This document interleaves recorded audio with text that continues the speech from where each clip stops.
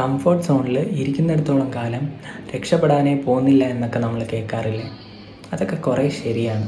നമ്മളുടെ brain evolve ആയിരിക്കുന്നത് സർവൈവലിന് വേണ്ടിയിട്ടാണ്, അല്ലാതെ നമ്മളെ എക്സെപ്ഷണൽ ആക്കാൻ വേണ്ടിയിട്ടല്ല.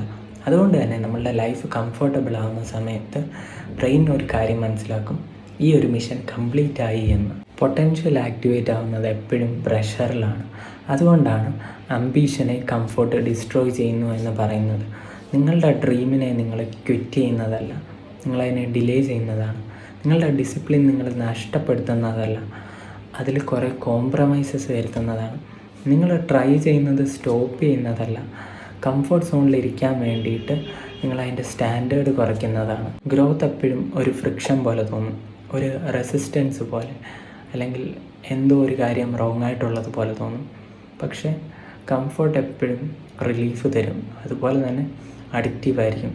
അതുകൊണ്ട് നിങ്ങളുടെ ലൈഫ് പ്രഡിക്റ്റബിളാണ്, ഭയങ്കര സ്മൂത്തായിട്ട് പോകുന്നുണ്ട്, ഈസിയാണ് എന്നുണ്ടെങ്കിൽ അതൊരിക്കലും പീസല്ല, അതൊരു സ്റ്റാഗ്നേഷൻ സ്റ്റേറ്റാണ്.